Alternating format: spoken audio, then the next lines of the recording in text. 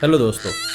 ये दुनिया बड़ी अजीब है। जो पैदा हुआ है उसे मरना होता है और मरने के लिए पैदा होना ज़रूरी है। लेकिन ज़िंदगी और मौत के बीच में भी कुछ ऐसे हादसे होते हैं जो कभी कभी मौत से बदतर होते हैं। आज हम बात करेंगे कोमा के बारे में। हम सब ने अपनी ज़िंदगी में कभी ना कभी कोमा के बारे में ज़रूर सुना होगा। जैसे कोई कोमा में चला गया हो और वापस ही ना लौटा हो। लेकिन कभी कभी कुछ नसीब वाले लोग कोमा से बाहर आ जाते हैं और जब वो कोमा की अंधेरी नींद से जागते हैं तो वो हमें बताते हैं कि कोमा के दौरान उन पर क्या बीती। आज हम कुछ ऐसे कोमा के केसेस के बारे में जानेंगे जो कोमा से वापस तो आए, लेकिन वापस आने पर उन्होंने जो बताया वो बहुत डरावना और भयानक था।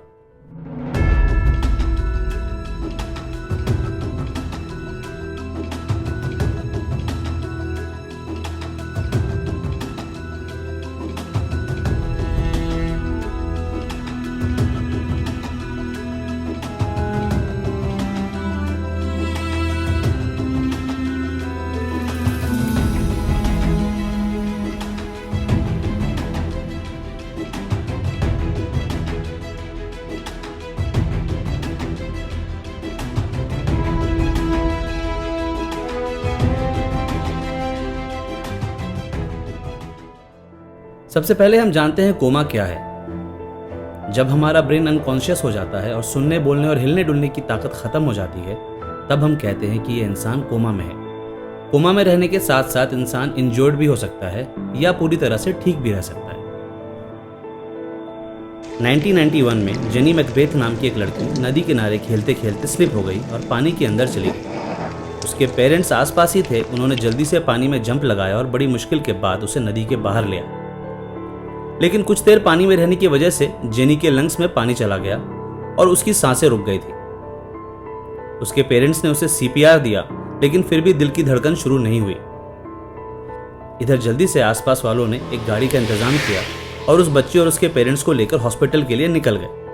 रास्ते में भी उस लड़की को सीपीआर दिया जा रहा था और अचानक से उस लड़की की धड़कन वापस आ गई। लेकिन उस लड़की में कोई हरकत नहीं हो रही थी। ऐसा लग रहा था कि वो बेहोश है। हार्ट बीट लौट आने से परिवार वालों को थोड़ी राहत तो मिली, लेकिन अपनी बेटी के अंदर किसी तरह की हरकत ना देखकर वो परेशान हो रहे थे। इतनी ही देर में हॉस्पिटल भी पहुंच गए और उस बच्ची को आईसीयू में एडमिट किया गया। 1 घंटे के बाद डॉक्टर बाहर आया। उसने कहा कि जेनी कोमा में है, लेकिन इसके बावजूद उसके बॉडी के वाइटल्स बिल्कुल सही हैं। डॉक्टर्स ने बताया कि उसके लंग्स से पानी निकाल दिया गया है और पानी में डूबने की वजह से जो भी प्रॉब्लम्स हुई थी वो सब ठीक है, लेकिन ब्रेन शॉक होने की वजह से वो कोमा में चली गई। उसे वहीं एडमिट रखा गया और उस पर अलग अलग टेस्ट किए गए, लेकिन अभी वो कोमा में थी।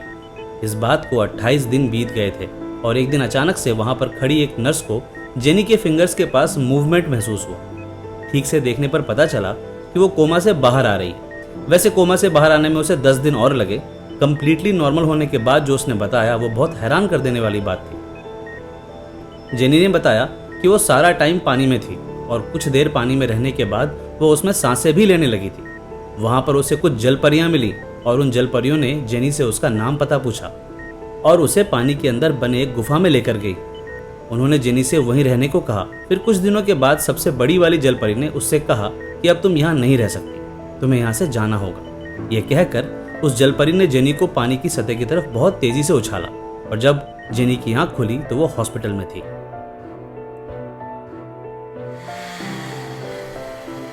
मिलर एक लकड़हारा था और इंग्लैंड के कार्टमेल गांव का रहने वाला था। हर रोज की तरह एक दिन वो लकड़ियां काट रहा था तो ना जाने कैसे उस पेड़ का एक तना मिलर के सर से टकराया और मिलर वहीं बेहोश होकर गिर गया। उसके सिर से खून आ रहा था। शाम तक ना लौटने पर घर वालों ने ढूंढना शुरू कर दिया। थोड़ी ही देर में मिलर बेहोशी की हालत में मिला। जल्दी से उसे हॉस्पिटल लेकर गए और डॉक्टर ने बताया कि वो कोमा में है। पूरा परिवार डरा हुआ था। खैर, करीब 2 महीने के बाद मिलर को होश आ गया और उठते के साथ वो चिल्ला के उठा और बेहद घबराया हुआ था। पूछने पर उसने बताया कि उसे बस इतना याद है कि वो पेड़ की जड़ पर कुल्हाड़ी मार रहा था और उसके सर पर तेज चोट लगी थी। उसके बाद से वो एक टनल जैसी जगह में गिरता ही जा रहा था। वो एक ऐसा टनल था जिसकी सतह नहीं थी। वो लगातार चिल्ला रहा था और टनल के अंधेरों में गिरता जा रहा था। फिर मिलर ने बताया कि अभी शायद थोड़ी ही देर पहले किसी चीज ने एकदम से मिलर को उसी टनल के अंदर हवा में रोक लिया और उससे कहा कि तुम गलत रास्ते पर आ गए हो। ये कहकर उसने मिलर को वापस से दूसरी तरफ पुश कर दिया। जिससे मिलर पहले से ज़्यादा तेज़ स्पीड में टनल में गिरने लगा और जब किसी चीज़ से टकरा के आंख खोली तो वो हॉस्पिटल के अंदर था। 2012 में डोमिनिकन रिपब्लिक के अल सीबू में एक लड़की जिसका नाम आर्या था, चाइल्ड बर्थ के दौरान कोमा में चली गई। उसने अपने बच्चे को जन्म तो दे दिया लेकिन वापस होश में नहीं आ सकी। 18 दिनों तक डॉक्टर ने उसे हर तरह की दवाइयां दी और आखिरकार 19वें दिन उसे होश आया। बाद में पूछने पर उसने बताया कि वो एक खाली जगह पर थी जिसके चारों तरफ अंधेरा था, लेकिन उस जगह के हर कॉर्नर पर एक ट्रायंगल शेप का दरवाजा था। उन दरवाजों के चौखट पर हल्की रोशनी थी। उनमें से एक दरवाजे में बच्चे की रोने की आवाज आ रही थी। आर्या उसी आवाज को फॉलो करके जब दरवाजे तक पहुंची तो दरवाजा खुला मिला। उसने उस दरवाजे के अंदर एक पैर रख के चेक किया तो आगे कुछ भी नहीं था, तो उसने दूसरा पैर भी दरवाजे के अंदर रख दिया और वो अंदर गई तो फिर से उसे 4 दरवाजे दिखे और इस बार चारों तरफ से बच्चे की रोने की आवाज आ रही थी।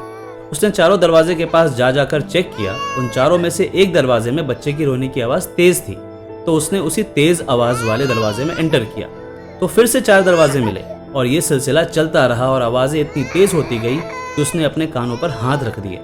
आर्या के मुताबिक वो पूरी तरह थक चुकी थी और उसे पता था कि ये सच नहीं है, लेकिन साथ में वो ये भी जानती थी कि सही दरवाजा ही उसे सही जगह पहुंचा सकता है। और उसने हिम्मत जुटाया और फिर से दरवाजों के अंदर जाने लगी और आवाजें और भी तेज हो गई।